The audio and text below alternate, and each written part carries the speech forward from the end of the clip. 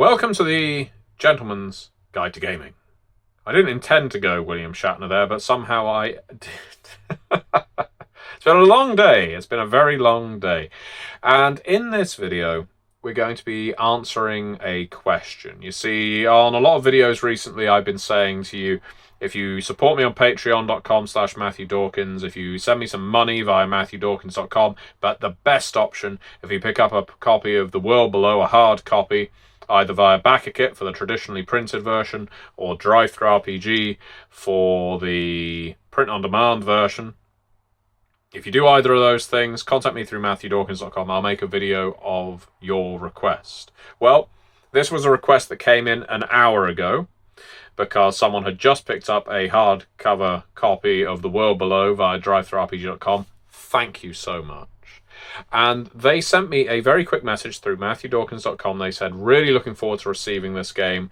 However, I don't know if I'll review it because I'm not sure I see the point of reviews. Maybe you can make a video on RPG reviews and whether you think they're worthwhile.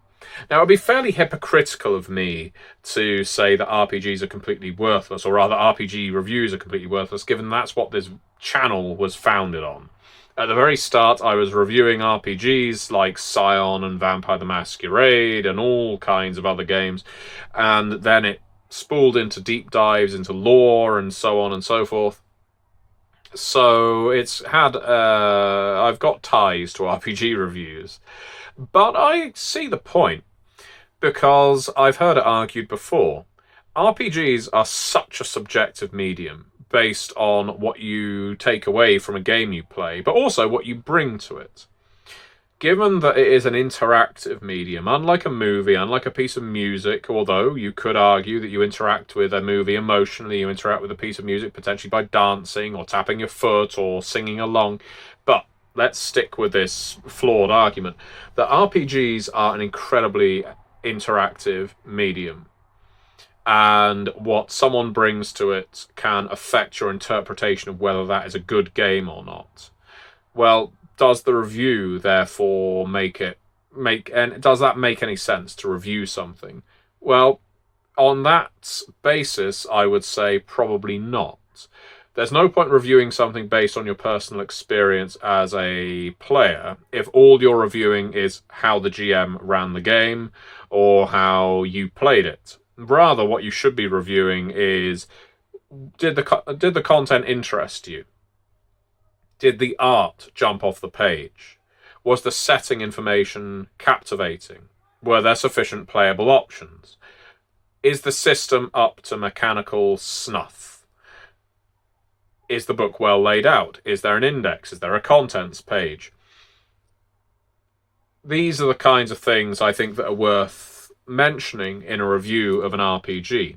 And then, if you have time and inclination, you can then talk about your experience playing or running it, and then maybe in that review you can talk about what you found to be the strengths and flaws in the RPG based on those things. Maybe you'd say that I was running this and I found that the system presented in the book really slowed combat down, and so we all came away feeling quite bored.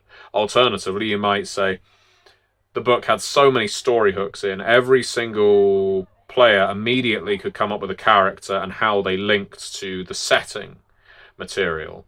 You know, there's lots of ways of incorporating your personal experience into a review without it becoming the operative part of the review. Reviews are incredibly useful. That's not to say they aren't necessarily flawed. I don't think a game should succeed or fail based on a review. But what I would say is people like me, our success, success in the RPG industry comes partly down to reviews. Because if you, the viewer, write a review or leave a rating, let's take DriveThruRPG.com as an example. On DriveThruRPG.com, there are two forms of leaving a review. You can leave a rating, there's a 5-star rating, or it goes up to 5 stars. And there's a review section underneath each product.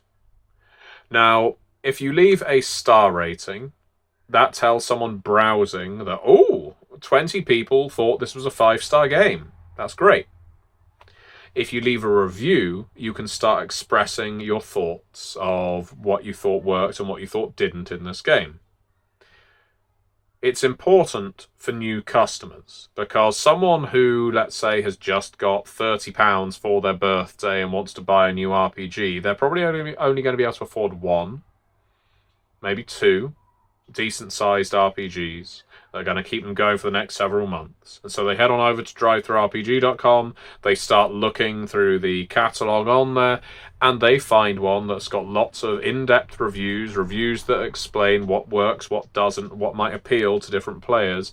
And at that point, your review has been a tremendous success in either recommending or deterring a player from a game. So in short, I think that RPG reviews are incredibly useful, not just to customers, but to people like me, because it means if I put a lot of effort into an RPG, and I always put a lot of effort into all the RPGs I develop or write or what have you, if someone comes along and leaves a positive review, it's less important to me to read these things. Because, a man's ego can only take so much. But more that your thoughts might create more customers. Reviews are incredibly important for creating those new customers. And to put it another way, if no one leaves a review on a product and a new customer stumbles upon it, they're going to look at it and think, well, no one's left a rating on this. No one's reviewed it. So no one seems to have played it. And they'll just move on to something that's a little more secure. So my request to you, so in answer to your question, yes, I think reviews are worthwhile, though not necessarily for appraisal of of RPGs as an artistic medium, let's say, because again, there is a subjectivity about it, but more as a recommendation to other role players. This isn't just a favour to me to leave a review on my games, but a way of creating a larger player base, so you have access to a greater number of players, a greater number of people who would have read the material, who want to run it, potentially. So, yeah, my request to you, the viewer, because I know several of you have picked up either The World Below, or you picked up They Came from the RPG Anthology, or you picked up any number of games that I have worked on in some capacity or other, I would humbly request that you go to drivethroughrpg.com right now while I'm talking, and you click on my account, and it will give you a list of every single game that you've purchased that you have not rated or reviewed. Now, I'm not suggesting that you leave a rating on every single one. I'm not suggesting you review every single one. But if you've had experience with a game, and especially if you've liked it and you want to recommend it, please do that. Games like The World Below are not huge. This is not a rival to Dungeons & Dragons. It's not a rival to Vampire the Masquerade or Call of Cthulhu or a big licensed game like Star Wars. This is basically an indie RPG that focuses on fantasy from a different angle and really needs people to come out and say, I enjoyed this, for other people to hop onto that train. So I would love it. I would really want to say to you right now, and I will, please leave a rating. Please, if you can, leave a review of games like The World Below or just The World Below. It will make a huge difference to me, and it will get more people picking it up. So thank you very much for watching, and see you next time.